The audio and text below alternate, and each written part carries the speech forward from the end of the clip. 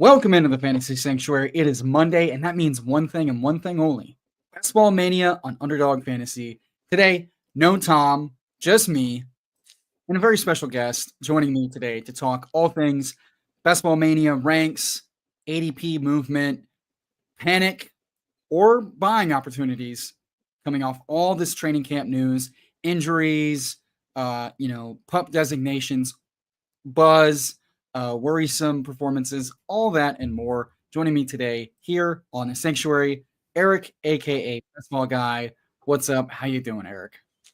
I'm feeling good, man. Been a really busy weekend into a busy Monday, and on the Sanctuary here. Then we got Typhel Tower, and then going live later. So just a busy day, but lots to keep up with. There's a lot to talk about. Honestly, I don't even know if we could really get to everything, but we'll try to. Yeah, absolutely. You're kind of alluding to like a lot. I feel like a lot has been going on since basically Friday. Like I felt like we got a lot of news. It kind of felt like the stock market in a way where it's just like you go to bed Friday, you wake up Sunday, and you're like, oh shit. And so Monday morning, it's just like, the tanking, the sky high rates. It's a lot of that type of stuff. So I guess just like right off the bat, I feel like maybe probably the most impactful news we got was that Joe Mixon is not returning to training camp anytime soon, which does seem to be different than what we heard. We knew he was in a boot. It was unclear if that was precautionary, if it was a foot, if it was an ankle. We didn't get a ton of clarity on that, but the the staff seemed initially pretty optimistic on it. Now we're hearing, hey, we're going to reevaluate closer to week one. And to me, that's pretty ominous because also D'Amico Ryans today came out and said, hey, I'm not giving you any information. I'm protecting. He was basically HIPAA. So plead the fifth. Not getting a lot of help there. So just based on the potential injury, the timeline, how are you handling that? Famously, you're pretty well credentialed in the medical space. So interested to hear your take and comments.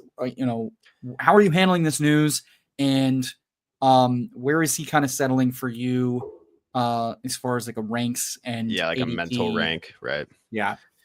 Basically, last year was interesting. If I remember correctly, he had a high ankle sprain, right? That is what caused him to miss like the 4 to 6 games. I don't know if his ankle foot problem is related to what happened to him last year, but that would be interesting to know. I just want to know where I just feel like ankle sprains and injuries just don't come out of nowhere. I don't know if he didn't suffer this during OTAs. I think it just became apparent to the coaching staff one day that he's got a bad ankle. So I don't know. There's a lot of fuzziness with the injury itself that I'm kind of sketched on. And then with not just Mixon, but any player with the we don't have a timetable for return kind of sentiment, I'm definitely a little bit more bearish on that this offseason. With what kind of guys I bought last year, like Jalen Warren and maybe even like DeAndre Hopkins that didn't work out last year. And then you get into Mixon's age. He's already 30 years old. Don't love that. And then where he's going in ADP, I saw him. We did maybe 8 drafts last night live on stream.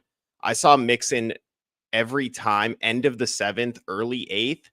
Couple people making a point in the chat to kind of point out to me, like this could be, if it ends up not being a big deal, this could be a very great buy opportunity for Joe Mixon. Even if you had the starting running back for the Texans towards the end of the season, would be very, something that you're looking to do.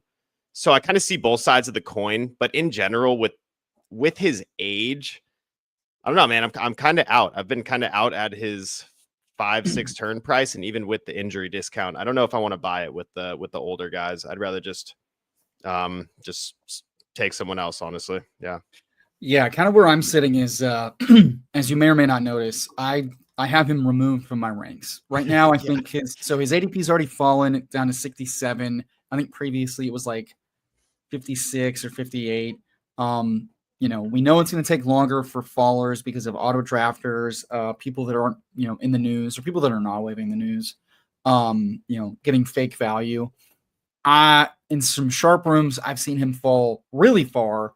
And so, I'm not touching him because, like, I'm with you. This feels a lot of ominous reporting that we've kind of heard from, I mean, like most recently CMC, right?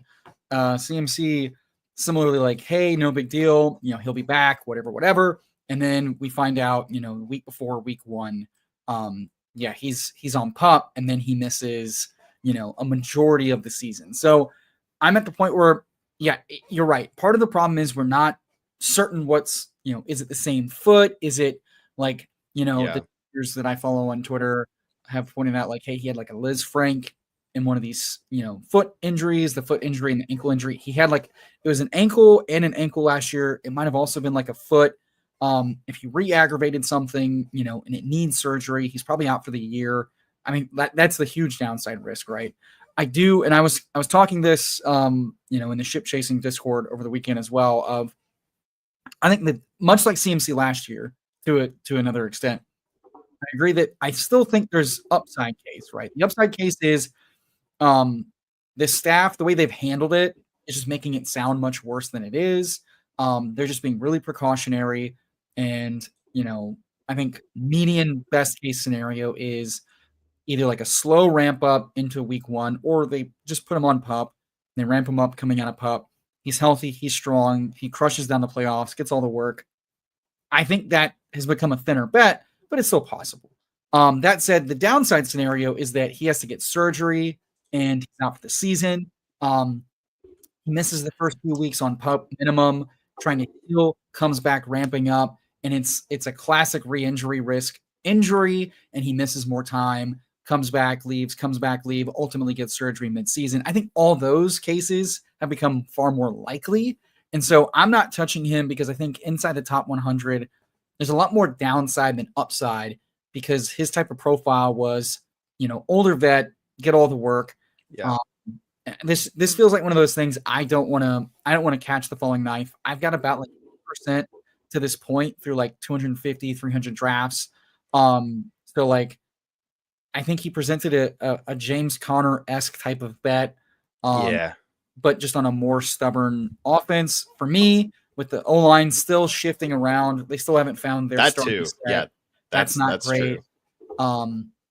And so from on the other side of that, where are you taking Nick Chubb? Because I expect him to rise. I think his ADP is like 160 or something. And I'm curious to see what you're doing with Chubb, because I think he's a pretty divisive player right now. So I'm getting pretty in, especially because I didn't really have any. So you start getting like, and this is that time of year too, where we start getting a little bit more clarity about guys that are becoming more viable picks down here. I do think like zero running back, this is kind of like the sweet timing of zero running back. You start getting these guys that are looking more clear handcuffy. So like right now, I think I would take Nick Chubb over a Jalen Wright. I would take Nick Chubb, like I'm trying to think of like the range I have been taking him. Like, it's kind of like after Sampson. Like, I think Sampson as a rookie presents maybe more upside with Judkins missing a significant amount of time.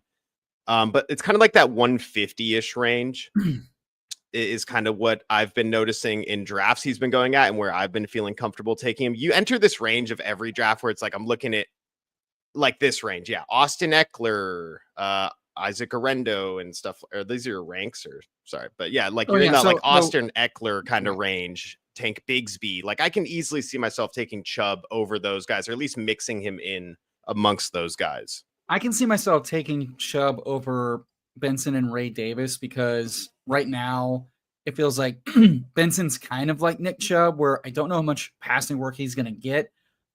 He could be really efficient running. He could be part of an efficient running attack. He's just younger, like, 2-down grinder Chubb with a little bit of pass catching upside. Ray Davis, do it all back, but James Cook is in. He's not holding out. He's not holding in. He's practicing. He's going to get a lot of work the second he's signed and playing. It does not look like it's going to be an issue for, going into week 1. I think the Bills are trying to just like see if they can, pinch some pennies going into week 1, tempt him to miss some game checks. I doubt he does that. And even if he does, I don't think it's going to be many. They've used a committee back, so it's like Allen's still going to steal some groundwork. They re-signed and extended Ty Johnson. He's still going to get some pass work. They've been talking him up in the pass game. So like, I think Chubb's likely. I don't think Chubb's going to still catch many passes, but the doctors think he could be a much stronger return to form. 2 years removed from the double ligament surgery, he injured his foot. They say he and the staff say he's in good shape. He's returning to form. The uphill lateral type of movement looked good in the offseason. One of the reasons why I was drafting him, because it feels like these trusted veterans get jobs if they're healthy. They don't have to be very good, a la Kareem Hunt. And yeah, if I'm going to have such a hard stance on Mixon right now, pending the information we do and do not have, I think he slots in as like easily above Ray Davis and Trey Benson as potentially the 1A in a backfield for potentially all season, potentially a good chunk of the season. And that could be just seeing more touches than a lot of those guys for a good chunk of the season. And then late season, who knows, right? They still have a really strong playoff schedule. And if Chubb is still the 1A, that's pretty strong. Yeah. And then going back to Mixon too, like he's been a volume guy his whole career who's only been like right at 4 a carry. So not even at the level like of a James Conner who's been pretty outstanding the last couple seasons. So the bet really does get scary. Not only do you need him to be healthy, you need him to also then get all the work, because that's the only way he's ever really paid off for fantasy. So he really is a scary bet. It's just he's the type of guy that gets banged in. Like you saw it with Cleveland. Like he looked really bad, but the one game where he popped, it was just, they're going to bang him for like 30, 28, 30. No, I'm saying Mixon. For Mixon. Oh, Mixon. Yeah. Mixon needs all the work to be fantasy relevant. And that's why he's like an extra scary bet, especially when he's got a foot ankle problem. Like you need him to be back at the end of the season, and you need him to get all the work. Like that's at like pick 85 or wherever he's falling to right now. That's why he's still pretty scary. Just like going back to Mixon there. Yeah, no, absolutely. This is one of those things where I don't want to, like, it's a fine line of, training camp injury that we're worried about. We're not worried about. We've seen players come in, like for every CMC, there's also the Tyrone Tracy, who famously had an air cast on his ankle. Austin Eckler, who tweaked his ankle and his hammy going into the season, where he broke fantasy and won Kerrane $2 million. So there is a fine line, but this is the type of injury where the downside is far higher than. It's like surgery in like a month is what the downside is. Season ending is in the range of outcomes, and that's not something I'm buying. But that said, going into another injury, I'm curious about like Justin Jefferson. So, top 5 pick is, we get news that it's a mild hamstring strain, and, now we're having to take everybody's word for it. But I think Chase is one where not Chase, like Chase falling in, with weird holdout, whatever type of news. Yeah. Jefferson's already falling. The running backs are pushing up. I am comfortably clicking Jefferson because this seems like the type of thing where they say, hey, he tweaked it. We're going to hold off on the gas. I think this one's one I'm buying the dip on. I'll draft him wherever. I think now I comfortably take Lamb over Jefferson, just because there is the potential that this is a hamstring that goes into week 1, re-injured. Like the re-injury risk is there. It's slightly higher than it was, but I think they're being smart, just holding him back. They don't need to do anything. I think it helps Addison to get chemistry, but Addison's going to miss at least 2 to 3 games because of the suspension. So I think they know that they're just better off making sure Jefferson's good for week 1. I'm not too worried about this injury. Do you have any differing thoughts there? No, not really. I'd be happy, like same as you. I'm taking Lamb right now pretty comfortably, and I kind of have been anyways. Just with the uncertainty of McCarthy versus Dak. But if I'm getting Jefferson at like pick 5, 6 now, that sounds great. It sounds like I'm gonna get some unique combos, like some Jefferson, AJ Brown, or stuff that not a lot of people are getting, stuff like that. And we get news that Mooney kind of like banged up his shoulder. It looks like the early reporting is it's nothing too serious. I think there's slight risk and concern. It could be like what Hollywood Brown was, where it's like, he's going to miss some time, and then, he's getting surgery. He's going to miss the majority of the season. I feel like that risk is there. That said, it seems like one where I'm buying the dip cautiously. It's not the player I was the most excited in the world for. But if he's going to be healthy and he's going to be part of a healthy offensive attack, I'm not too worried about it. Are you doing anything different with Mooney? Not really. Kind of like you said, he was never like a super exciting player for me to get anyways. I've been seeing him go like pick 100 as far as last night. And I don't know, maybe if, honestly, maybe I would just take Bateman because of uncertainty with the shoulder. Like, I don't really feel too strongly about Mooney anyways. I think it's kind of a flat tier of like wide receiver twos, honestly. Yeah, I So, think Mooney was a way where you feel maybe fake comfy catching up if you took running back, or you went like running back heavy. But I still think Mooney is falling as the rookies rise, was probably going to happen anyway with like Egbuka and Golden, and maybe even Trey Harris getting more expensive. Your boy Luther Burden finally back on the practice field after going real ham. I'm still a little worried he missed all of OTAs and he's missed the first week of install. But if he's back, for this important part of training camp, that might dissuade the issues. So I guess you're back to drafting him top 85. No, not that high, but it was just about scooping the dip the whole time at the bottom. I was, pretty heartbroken when after we had the gap between OTAs and training camp, for him to still not be healthy for the first day of training camp. I was like, damn, that sucks, because that was kind of the whole thesis on buying the dip, was that he would just be ready. But now that he's back, he's a week late into it. Don't love it, but I think the talent will shine out. Honestly, and then this is a little galaxy brain here, but the Bears do have a pretty tough starting schedule for the season. And I've always looked at Luther Burden as like a down the stretch kind of guy anyway. So I think the stars will align with him. Well, maybe he will be disappointing in the beginning of the season, but hopefully schedule gets better. Bears start looking better. Burden's coming on.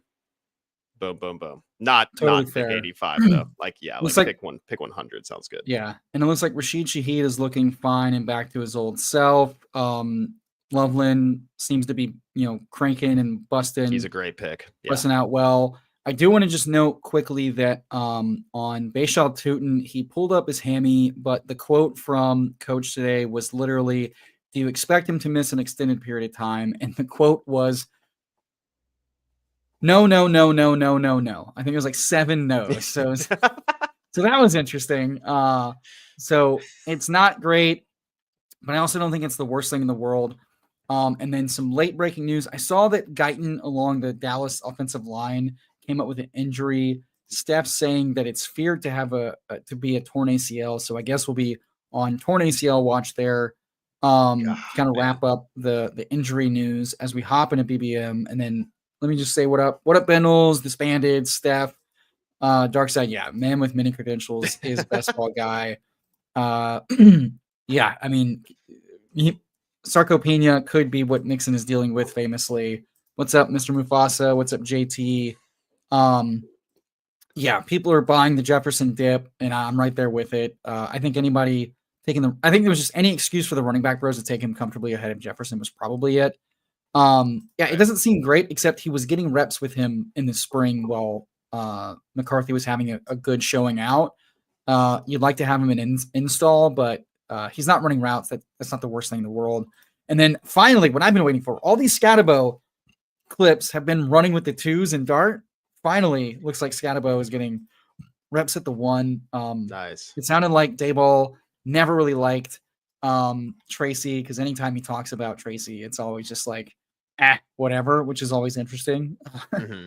So, the last one I'll throw out there would be just the no timetable for return on the Kenny Pickett hamstring. Just if you get Flacco out there, I think you feel pretty darn good about Jerry Jeudy, Tillman, and Njoku, the receiving options for the start of the year there. So, yeah. BB Meat Gazer asking, where are we buyers on Joe Mixon right now? Like I said, I'm not touching him in the top 100 because I just feel like the opportunity cost is there, and I'll be hard pressed to take him over some of the running backs that go even in like 110 to 120. This feels like the Najee Harris, where it's like, let him fall, because until we know what's going on, it just doesn't seem wise. Speaking of injuries, we can go Malik Neighbors with his, infamous toe management. What do you want to do here? I'm down to go Neighbors. All right, let's go Neighbors. I like, the one thing with Neighbors, whenever you take him, is like, damn, you just don't give yourself that instant quarterback. Like, unless I feel okay with Dart. But kind of like don't feel that great about it. But the one thing that's pretty fun about Neighbors is It's the same thing in the big board. It was like take Genty every time in the second. Genty is now a second round pick again. He has gone full circle. So it doesn't happen often, but sometimes Genty will fall all the way back to that neighbor's drafter, which is week 17, which is such a fun I got it a couple times this weekend, hopping in some of the drafts that Underdog dropped this weekend with the Pomeranian, the Chow Chow, and I believe the German Shepherd, but super flex. Unfortunately, Brian Thomas goes. Yeah. Achan, AJ Brown, Land McConkey, Bowers. What do you want to do here? We can take any route you want, man. I really like Achan if you want to get that anchor running back. The 3-4 turn, I think, has been better for like wide receivers lately because Hampton is not there anymore and some of those other guys. So getting the anchor feels good. I don't have a ton of Achan, and if I'm going to get him where his old price kind of was, which was like around 16, that's I feel true. Like that's pretty nice. I still think he's like the most insulated to a Miami Dolphins implosion as far as things go. We saw him thrive when the offense was doing good. We saw him thrive when the offense was dog shit.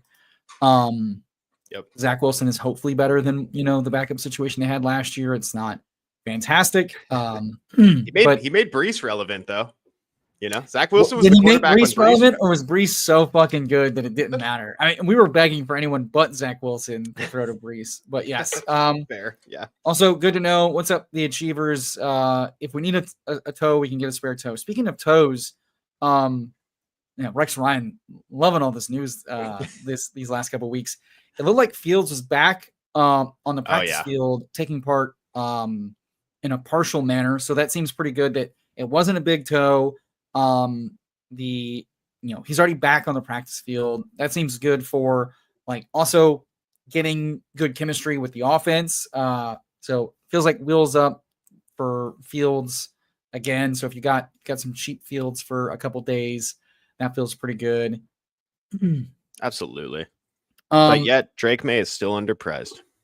Drake May is underpriced. Although it was interesting to hear that he had a quote, I think last week, about hey, I'm going to be more mindful of keeping my eyes downfield and maybe not scrambling as much. So I feel like the Drake May upside is designed rushes, not necessarily scrambles, which isn't shocking because you see guys as they progress out of their rookie season, they tend to scramble less. So I'll be interested to see, what the true rushing ceiling for Drake May is. Hopefully Josh McDaniels uses him a lot like he used Brissett with those design rushes that were just gimme. But it'll be interesting. Yeah. Also, I do not agree at all that I'm with you that Flacco and earlier reports were Flacco and Pickett are taking reps to the ones. They're the ones likeliest to start.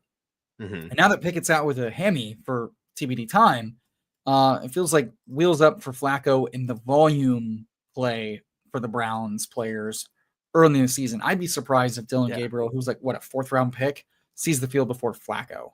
Yeah, no, no way. I don't think Stefanski would do that. Yeah, it's just Otto Hampton for me if he's there. We'll see. I put him in the queue, and my bravery is rewarded. Wow. Yeah, Najee's still not you were allowed to do this still. We still get some weird comments that they don't have a timeline for him, but he's in good spirits and good health. Feels weird. I'm not touching it. It feels like how it does feel. He's in our prayers. It feels like how you talked about someone in the past. Yeah, such a bearish comment. And as far as drum beats are concerned, chat, feel free to correct me if I'm wrong, but we're hearing good things about Harris, Higgins, Hampton to hit all the Chargers there. Gadsden also getting a little bit of buzz. Neil randomly texted me today saying that apparently Darius Davis getting some hype or something on Chargers. I did go check the comments, and they were saying nice things about everybody. So I'm not.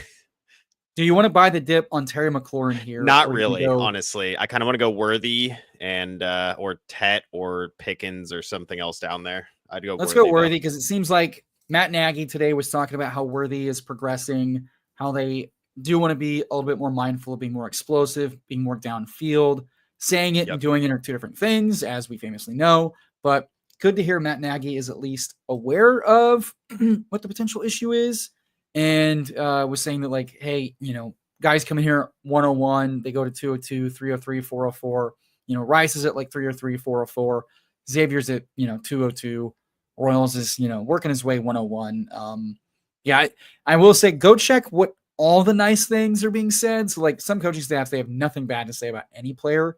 And then you kind of just like, you now wave everything they say. You're just looking for like how the reps are going. And then some coaches, when they say good things, like Dan Campbell and Kyle Shanahan, for instance, they're like very specific about who they praise. And so it's like, yeah, for the Chargers, not a bad word has been said about anybody, not even the injured Najee. So I'm not too worried about it. But I do think Shanny kind of, and speaking of injury stuff, Ricky Pearsall activated off the pup. You know, Yep. we were hopeful it was, you know, just a grade 2 strain that was going to be okay going into the second week of training camp. You know, we got reports he was out there. GPS looked good, physically looked good, and they just said, hey, in previous, you know, training camps, he'd be out there practicing, but we've looked at the data. We're going to hold him back a week, make sure he doesn't re-injure. That's a good thing. They've been kind of reworking their physical strength and recovery program the last couple of years. Really started with CMC and George Kittle rehab. So good to see that apparently Ricky Pearsall running some good routes. Jennings out with a calf, potentially contract issue. So it's Ricky's running out there as the second receiver, looking good, catching everything. So seems to be good reports from him. What do you want to do here at 57? I'm Travis Hunter. Very not getting skittish about the camp splits at defense, and Hunter goes. We could do your boy Jennings if you want to get another receiver. I don't hate it.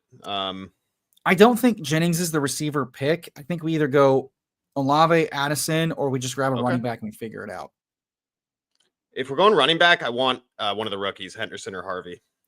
We'll get Henderson. We'll start a different bye week than Harvey build, which is also a good call. Yeah. I don't mind, like, if it's a flat tier, I don't want to pull up the guys just to pull them up. I don't mind knowing that this build, we're going to have like quantity. I'd like to try to get quantity and quality. I do think I have Addison over Olave as far as how good the offense can be, how good the player is. Absolutely. And yeah. I know it's been blasphemous in some corners of the internet, but Olave is just not a half PPR type of target I prefer. He's not a big red zone guy. Addison is, you know, it's a thing I'm chasing. If we don't get Addison or you don't want Addison, what do you want to do here? I like Myers. I like that right there. If not, Debo looks good to me too. Debo does go. I'm probably Myers here. I don't know. I could go Diggs for the double if you want. I don't mind that either. It's up to you. You're the guest. Myers or Diggs? Myers. All right. I like Raiders offense this year quite a bit. I like the price of Geno quite a bit too. I was gonna do a wellness check on you if you okayed Diggs at 64. I'm coming around to it, man. I'm coming around to it. It's all right. You know, maybe I didn't take him at 74 each time, but I'm willing to take him. Another good call by Anthony on Best Ball Call. Some really solid streams of his own. His receivers were never open last year, referring to May. And yeah, I mean, that certainly added to the scramble, but it was just how good he was at scrambling. And scrambles are good for fantasy as far as like rushing points are concerned. But I think it's interesting to hear that he's specifically trying to scramble less. So that means like potentially the rushing ceiling is capped unless we see designed rushes. Yep. This next pick is really interesting because there can be guys that are really exciting, or there's like the most boring options of all time that fall to you. Yeah, I don't want to name names, but I was a little tempted to just pull up one of the Green Bay guys to see if we can't get both to get like a Green Bay stack. That'd be cool. I mean, but it's also like Egbuka. Like if one of these guys gets down to us, man, it becomes really exciting compared to looking at like Shakir and Downs. Like, you know, they're cool, but it doesn't feel the same. Joe, thank you for the donation. He's on the clock in a BBM. He has Hurts. I need a tight end. Loveland and Goddard on the board. Do I have to take Goddard? I like Loveland. You don't have to take Goddard. I think Loveland's the higher ADP, so I like to be greedy and try to get both. I want as much Loveland as I can get. He was a really awesome prospect. He might be the tight end one in this class.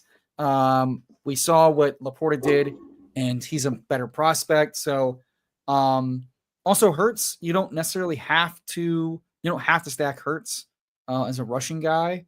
I'd say I play the ADP game. I'm assuming Loveland, you're in like the 11th round. So you have potential to just like double tap both Loveland and Goddard. I understand the need to stack, quote unquote. But if you want Loveland and you like ADP and rank could easily tell you that. Speaking of injuries, Godwin makes it all the way back to us. Shakir, I want more information on that one. Yeah, this is where Pittman, or do you want Shakir? Shakir. Okay. Yeah. I will say, John, it sounds like either you're getting a really good ADP value on Loveland if you have to decide between those two right now, or you're gonna have a chance to get both, like Emo was saying. Also, like, I just say you do not have to take Goddard. If you have an opening for tight end, get the rookie, and then Goddard falls plenty of the time. People are not excited to take Goddard. He's also been pretty cheap a lot of this contest. It's much more likely that you're not getting to make that choice. Pittman's still on the board. Is there anybody else you want to pull up here? I think he's a pretty easy selection, unless you want to pair Travis Harris, but we might be able to get both. Trey Harris, my bad. Yeah, Trey Harris. I kind of do want to do Trey Harris, actually. 104 cool? Is going to put us... I go Pittman, actually. It's fine. Let's try to get both. I hope we get both, yeah. I like the idea of trying to get both, but I will say that I think in a vacuum, if you made me pick, I'd probably just go Trey Harris. I've been kind of on the Tyler Warren train lately, and I think Tyler Warren would be the first person to take away from Michael Pittman. I think that's fair. I and a lot of other sharp folks have kind of thought that it's more likely that Warren takes away from like Josh Downs. That's kind of like the quick hit slot yak. Okay. As their first round. I really don't even know what Pittman's good at, to be honest with you. I know he's big. He's like kind of just a slightly above average. He's always been a good so his thing is he's a good target earner. And in this offense, it's going to have like we've seen this already. It's RPO heavy. He's the first read, quick hit, the potential for 10, 11 targets. Does just like ball in hand, screen, ball in hand, slot, like slant, like it's shit like that. All right. I think Warren potentially allows them to be in 12 personnel more often and still get that like quick hitting yak ability. It's really just Pittman's ability to earn targets, which I think is really underrated. And at these prices, I think he's a really good bet. Jacob Sanderson and Crane have talked about it a lot with just like, he's been kind of overpriced for who he is. And now he's underpriced as a guy that has earned over 120 targets every year. He's been healthy and played a majority of games. Yeah. And even in his limited year last year. If you click on the box score, it's very compelling. Yeah. It really is. Yeah. And I just think it sounds like Richardson might be having, up until like yesterday, they were having pretty even, showings of like up and down. I think the upside in Pittman already made it work with AR, and Dimes is just more accurate, not the most accurate, more accurate in the short intermediate, which is just more of the RPO to Pittman. So I just don't mind it as far as like, it's not my favorite click on the board, but if we're catching up at wide receiver, and like I said, getting greedy, was hoping to get Trey Harris. He goes at 93. Unfortunate. That's all right. I'm not that worried about We're at an 0350 build. Devin Achane, Omarion Hampton, and Travion Henderson at running back. Neighbors, Worthy, Myers, Shakir, and Pittman at wide receiver. We have really bad quarterback options for this team, so I think getting May at one of these two picks is pretty prudent for me, at least. And I also don't like any other player in this range that much. If you like Cooper Kupp and you want to scoop the value, you can do that right now. I have not taken him yet this year, but that's up to you.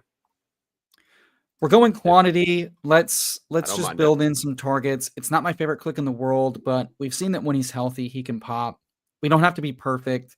Maybe this is how this team survives and gets these exciting running backs and exciting like Neighbors and Worthy into the playoffs. If like Indy gets out to a slow start, if Bowers is just devouring with Ash and Genty early, if it's taking Nagy and the Chiefs time to like, if Worthy really only pops because Rice is in there, like this allows us to get through the first few weeks potentially okay.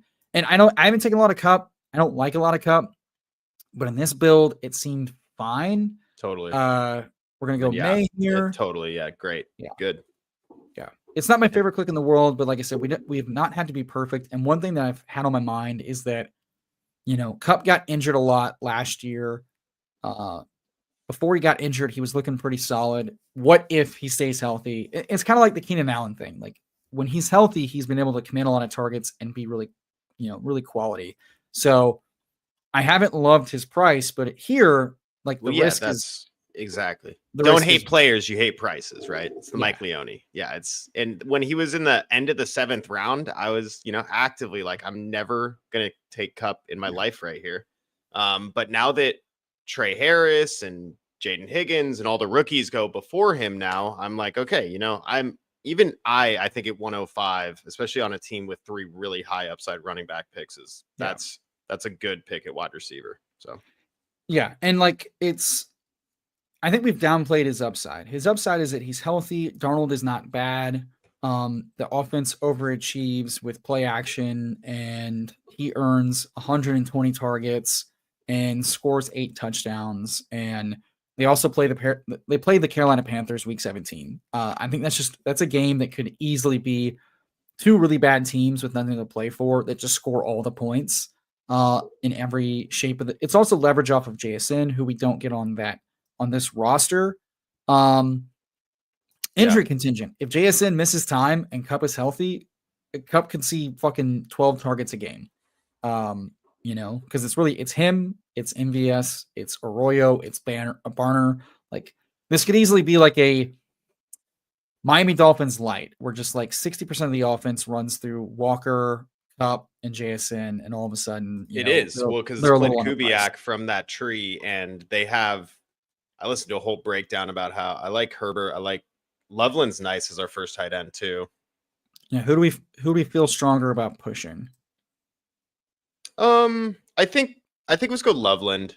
Let's scoop that value in BBM. I mean, realistically, this is the 10th overall pick in this year's draft. At pick 130. That's whatever. We got Geno. We got other quarterback outs we can take later. Yeah. I just wanted to solidify that one Drake May quarterback, and then we can figure it out from there. But yeah, the Seahawks offense, like even though their O-line sucks, they actually have 2 decent guys on the left side. And when you're running that Clint Kubiak scheme, that Niners, Shanahan tree scheme, like you just really need one side of the O-line to be really good. It's kind of like Trent Williams on the Niners. Like the rest of the Niners O-line sucks, but Trent Williams is amazing. And you get everyone in motion rolling one way. And honestly, I can kind of see how the Seahawks are better than I thought they were originally. So, all right. Yeah, this is a weird range. We could scoop. I don't know if we're not scooping any value on Tootin off. Yeah, this is weird. I don't think Javonte or any of the Eckler types are what I want on a team with the running backs. Do you want Mims, and then are we done at receiver, or? I don't mind. You like Mims? I haven't taken him much. It's a little bit of week 17 correlation with Worthy, and it's I'd be Goddard or a tight end or Mims. Goddard or Ferg? Goddard. We got Goddard. Okay. Yeah, Goddard's cool. Yeah. I think I like that's a nice little solid 2 tight end combo there. I don't need another one later. I feel like the Goddard should be probably priced around like maybe not Kelsey, but around Andrews and stuff. I feel like he kind of goes later than he should realistically. And I think that's a really nice 1-2 punch there. Whereas we can get a spike week guy at receiver a little bit later, and hopefully some good some high upside running backs fall back to us. Yeah, absolutely. And shout out Charlie. Yeah, we'll see you in Miami. And then Mr. Mufasa agreeing with the Pittman and Warren Yak thing. I think it's like these potentially bad offenses, but with good players. What if they're just more efficient or they run hotter than we think? We've seen dimes with a worse New York Giants team do that. So I think there are some teams that it makes sense to do that with. I would not be surprised if Darnold turns back into a pumpkin, but I'd also be surprised if they were like downright awful without just like a slew of injuries, just because he does have a live arm. He played well in a vertical attacking offense. That's what the Kubiak offense does. And he played with Kubiak at the Niners too. Like they have continuity there. Like, that I never put that together that, that was like a target for them to go get Darnold because he had worked with him before. So I was like, okay, this is all kind of coming together now. I kind of see the vision here. Yeah. And I think the bench risk is a little overstated because, we've talked about the contract is not nearly as much money due to him in the future with or without the injury stuff. Man, So Ward's been rising like crazy. I don't know what people just like woke up to Ward so out of nowhere. I think he's been underpriced this entire time. And I think now Yeah. people are finally just like ranking him much more aggressively in response. Samson, I think it's Samson first. I do like that Chubb too, but yes, got it. I think it's Samson for me. Okay. It's the same bet in my mind, but just with, a guy who hasn't torn his knee twice. So we're about to come up on the clock. Do we want to get quarterback 2? If Tua comes back to us, it's going to be between. I think the next pick is a quarterback. Yeah, I think so too. Potentially should have been 2 quarterback at this turn, but we're pushing the. Well, we got interesting options. We have Darnold, we have Pittman, and we have Do we want Tua or do we want Geno? I think I might want Tua is at a discount with HN. It's up to you. You tell me which guy we're taking. Let's go Geno. Okay. Yep. I like Raiders offense. And like you said, HN can be good regardless of implosion. So let's go with Geno. With Myers, with a neighbor's bring back. So yeah. And if one guy's gonna fall in a semi-unsharp draft, I think it's concussion risk to a narrative street. Sure. And we're also pushing on the board. It looks like every team but the 5 hole, I think, is at 3 quarterback. No, 4 and 5. Yeah, but how likely are they to take an unstacked Tua? Okay, he does goes, but yeah. But like you said, we've got Darnold, we've got the Indy guys. Could go Dart too if you want with Dart. neighbors. We've got options, yeah. Yeah. I think honestly, I think I'm talking myself into getting Darnold if he comes back right here. I think that'd be a pretty fun option. Yeah. Take like welcome a in Jalen Hulk mashed potatoes. Welcome in Shad, the infamous Candles. Good to see you. Yeah, it should be fun. Brett Jones, yeah, AR for QB3. Yeah, I think we have a lot of options. I still don't, guys. Much like the Mixins in a boot from a few months ago. I don't want everyone, or feel free to. I don't want to forget that just 2 weeks ago, AR was nursing a non-contact re-aggravation shoulder issue to his throwing arm. That's going to be an issue this season, especially with contact. AR's health, he's not been the most reliable. He leans into contact. He chases it down, and his throwing shoulder is already something that he re-injured from like 2 years ago. So, he may not make it through the season, even if it's not a bench risk. So don't forget that like throwing shoulder injuries rarely just go away. Yep. Oh, other injury I was going to ask you about, we'll talk about when on the clock, is Matt Stafford's back. Okay. Yeah, I like Darnold here. If you think we can push him, I wouldn't mind. You could go Dowdle for the bring back if you want to lock that up and try to get greedy with it, but I think we just get Darnold because otherwise it gets pretty rough at quarterback. And I think the way we built this team, the skinnies make a lot of sense. I think it's more likely we get a running back after ADP. I just don't know what these two drafters are going to do. And people take unstacked stuff all the time. Yeah. No, that was fun. And we can always take like Coker, a different Carolina player too. So yeah. So right now we're going into the 16th round in BBM, $2 million to first, 3-4-6-2 build. Drake May, Geno Smith, Sam Darnold at quarterback, Devon Achane, Hampton, Henderson, and Sampson at running back. Slappy as it gets. Neighbors, Worthy, Myers, Shakir, Pittman, and Cooper Kupp after ADP at wide receiver. And then Colson Loveland and Dallas Goedert at tight end. I'm liking this team. I think it's not my favorite players of all time, but this is definitely the type of team that it's like it won just because it's got the right players at the right time and it's got the right team. It's slappy, but it's adult at the same time. It's a chaperone team. Yeah, we could go like a Diami Brown as like a little bring back on the indie thing. I'd like to go a little bit higher upside. Do we want to go third tight end and get Arroyo to stack with I'm cool with that. Yeah, I'm cool with that. Yeah, let's get a riser. Because I think this could easily be 3-5-7-3. 3-5-7-3 the way we caught up. We got the Cup fall. Right. We attacked Neighbors and Worthy. like a year, 2 year 2 bets. Myers, like we have Myers, Shakir, Pittman, and Cup, all as the different aged, projectable volume, various floor ceiling, various offensive range. We've got stacks at tight end. We've got 2 rookies who could be really talented on really good offenses or just with really good roles. We have a top 5 offensive tight end. We've got a lot of youth and upside at running back. Yeah, I don't think I think it made a lot of sense to try to stack that up. I think if Darnold's in our roster in the finals, it makes a lot of sense just kind of like stack that up, especially because Arroyo's getting talked about ever since OTAs, being like, and right after the draft, actually, he talked about being like a big body who could like play, like someone that could play receiver at the tight end position. Yeah, he's DK get moved around the formation, and that's what they continue to do. So that's exciting. Yeah, they called him DK Metcalf. I mean, what more can you want? The owner's calling him DK Metcalf. You gotta go for it. So exactly. The last 2 picks are interesting. How you want to finish this? I'm always such a bring back guy. So if Coker does go, we're kind of out of Carolina guys at this point, unless there's nothing else really. But as far as New England goes, would you take a Booty? Are you taking any of these other peripheral wide receivers on this team? I mean, we could just to like stack up. Like Matt Collins is on PUP. Kendrick Bourne coming off the injury. Booty. I think stacking up New England is fine. It's just not my favorite. Well, let's go to. We can go running back first if you want. If Brashard Smith is there, Elijah Mitchell, those guys are pretty interesting. Is trying to guess it. I'm kind of leaning away from Hunt at this point. It sounds like one of those guys. Who do you want? Let's go. Brashard. Okay. Yeah.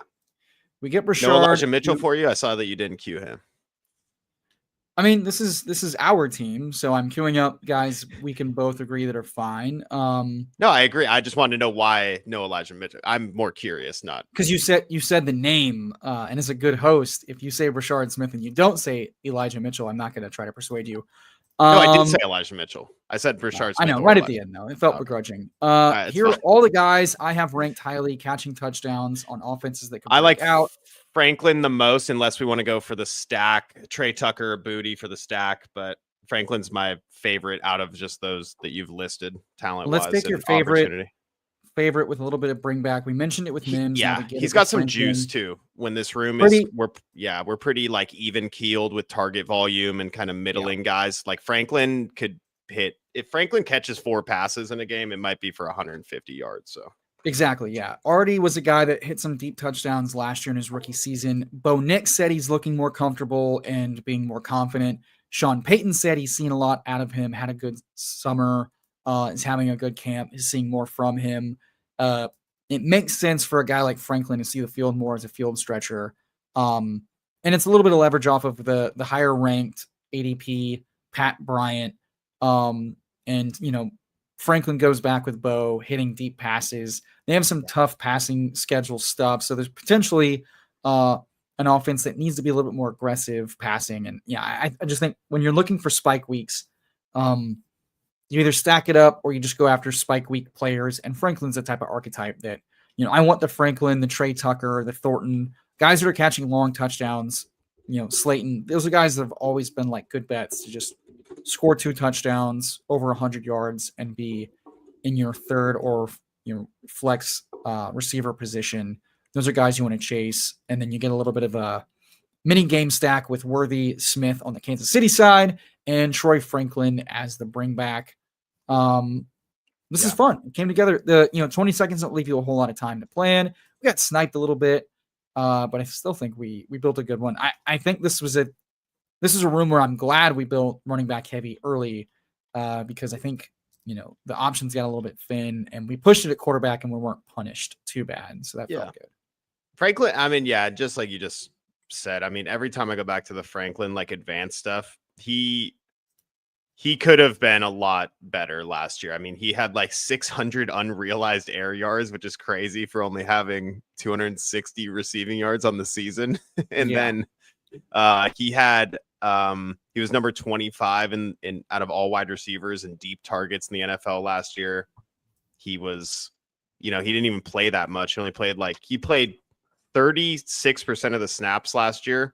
He still was top 50 in red zone targets. And of course, those are coming on really deep passes. So Perfect best ball pick in the 18th round. Yeah, I mean, it's like Bo Nix going into year 2 of this offense. What happens if they pass more aggressively? What happens if Bo Nix is a little bit better of a passer in year 2? Athletically, he comped to like Jamison Williams, coming out.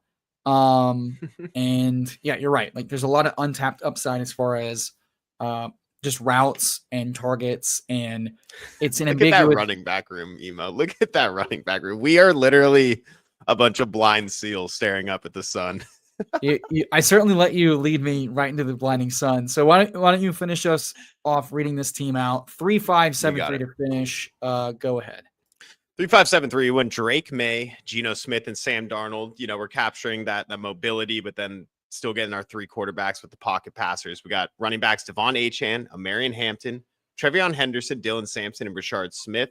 I will say we weren't planning on taking Hampton. I planned on him being gone. So the fact that you guys are letting us get in Hampton here, end of the 3rd, ridiculous. Wide receivers, we got Neighbors, Worthy, Jacoby Myers, Khalil Shakir, Michael Pittman, Cooper Kupp, and Troy Franklin. Once again, we were we did slap, but we also, we were kind of like we ate our veggies at wide receiver. Yeah, veggie slappies. Yeah, I like that. And tight ends, getting back to the fun stuff, man. Loveland and Arroyo, the 2 fun rookie upside shots in this class, and then Dallas Goedert, the veggie pick. So I think it's a perfect blend, actually.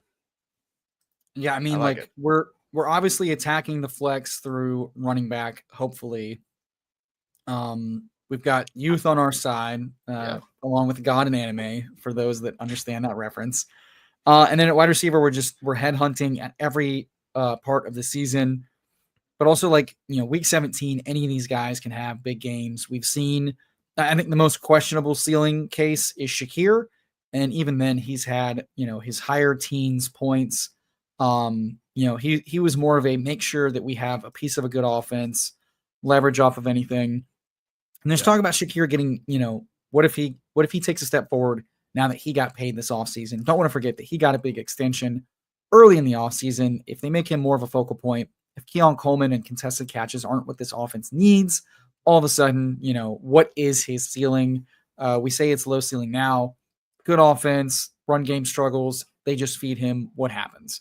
Other than that, though, the rest of these guys have had 20 and 30-point games in their short stints. And right. I think the way another thing I want to do, and I've talked about a lot, but I don't feel like I've talked about it enough recently, is building different than both sides of the aisle. You've got your right wing slappies, your left wing slappies. Yes. And I want to build a team that weaves in both those types of players. Like, I'm not going out of my way to get guys like Cooper Kupp, but after ADP, what if I have a little bit of humility and I say, what if? Like, it's not a guy I want to be high on. Same with Shakir, but there are times and places where they make sense to at least include. And I think as a finals team goes, I'd be shocked if I saw we should expect 50% of the finals to be made up of really sharp players. So I doubt we're going to get another sharp team that gets guys first of all, I don't know how many sharp left wing slappies are going 3 running backs, 2 receivers through the first 5. No. I certainly don't know how many are eating their vegetables with Shakir and Kupp versus going after Trey Harris, Luther Burden, etc. Right. But we get I wanted to go Trey, right? Right. No, right. You blended it nicely. Yeah, you did. Yeah. But also the Pittman Kupp drafter, they're not taking Rashard Smith and Dylan Sampson. They're like, dude, give me Austin Eckler and give me Kareem Hunt. Like, these are the starting running backs, Exactly. So, yeah. I don't know how many running back rooms with this receiver room you're seeing. And we differentiate ourselves a little bit too. I don't see a lot of left wing slappies taking Sam Darnold and making Seattle stacks with him. I would like to be on record. I want to be a left wing slappy that is going to convert to Sam Darnold to finish out this season. That's on record. I'll announce it on Typhel Tower.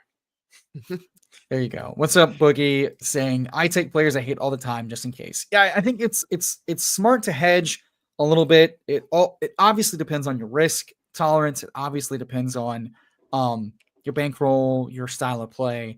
But I think it's not a bad idea to mix in players you don't take a lot with players you do take a lot of. So I like taking guys like Hampton and Neighbors and New England stacks.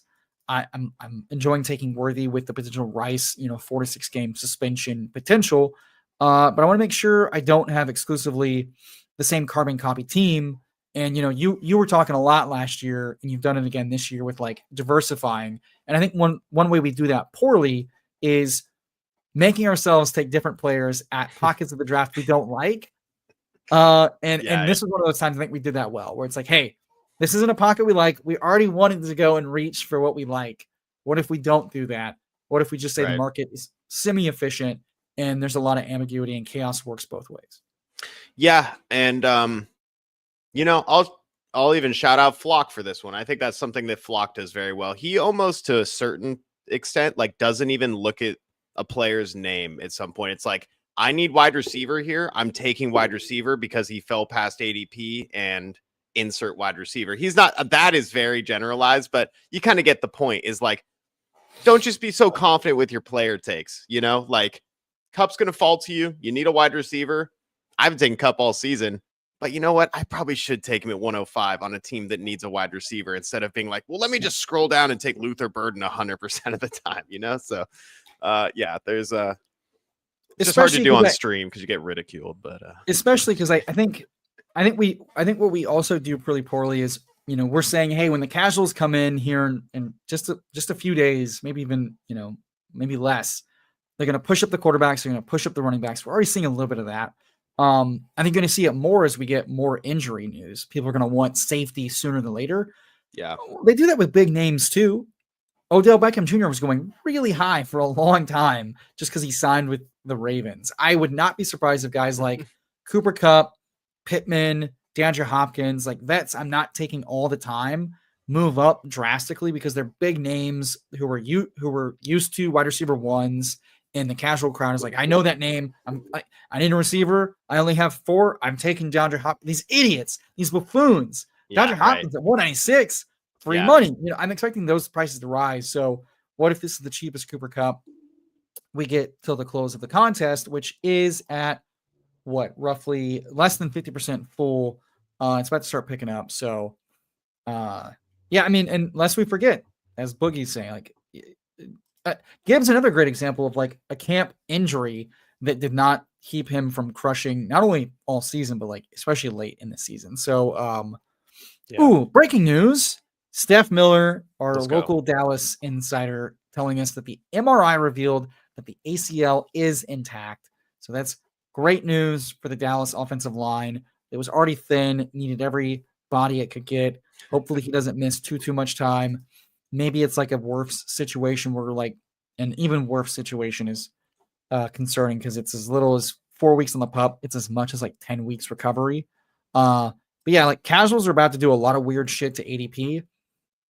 So, I'm going to be I'll be humble with what I believe is sharp ADP right now, quotations, knowing that it's likely going to get a little bit softer. Good team. Eric, what you got going on this week? Where can people find you? Check out his channel in the description if you're not already subscribed. I hear you have a lot of fun stuff planned when you hit a certain subscriber milestone. Tell us all about that. Yes. First off, I would just like to say, just checked over on YouTube. We got 67 people watching, only 28 likes. Drop a like on the video for the channel, guys. Come on. It helps out so much. Seriously. Takes 1 second. Appreciate you. It's a big week. We are closing in on 2K subs. Once we hit that, it's going to quote unquote unlock the 12-hour draft marathon. I would like to hit that rather than later so that I can, get the exact date planned for everyone. But I'm assuming it'll probably be like the last Sunday of August. So look forward to that. But just as far as this week goes, for one, right after this, 15 minutes from now, we have Typhel Tower, me, Emo, and PPR Tyler, your favorite show on the favorite weekly shows coming back on a Monday. And after that, I'm going to go live tonight running some drafts as well. But be on the lookout later in the week. I have a couple things in the mix that I think I can drop. I am going to have NP43 and Nez on, actually, to do a BBM together, which is very interesting. I've had Nez on. Obviously, I have NP43 on all the time. What day is that happening, BBG? That is Wednesday. Wednesday night, sometime around 7 p.m. Pacific. And then I believe Hasn't gotten back to me yet, but he throughout this day would be potentially having Chess Liam on Thursday, and I'm shooting for like 5 p.m. Pacific time. So just stay on the lookout for that. But yeah, appreciate you guys. And yeah, I'm streaming every day doing drafts. So come on, check it out. Go get this man to 2,000 subs. Was that right? That's the goal? 2,000s, yeah. 2,000 subs. Get in there before week 1. Punish him with a 12-hour marathon draft. So he walks into week 1 with wobbly legs. Steph Miller giving us the update on Tyler Guyton being a bone fracture, no surgery expected, missed 4 to 6 weeks. So sounds like could be ready week 1. Cooler saying, hey, Casual's already here. Buddy, Casual's not here because Nick Chubb is not going in the 130s yet.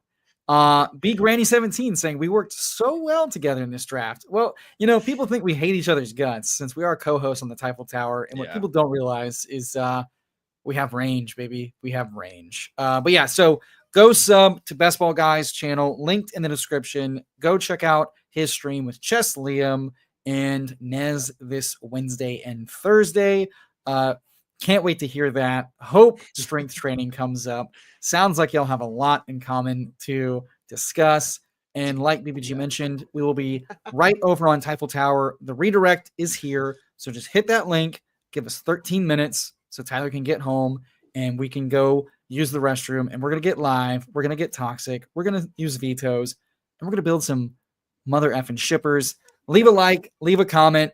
Tell us who you're not buying and you're panicking on. Tell us who you're scooping the dip on. Would love to hear from you in the comments. Every little bit helps. See you guys next time.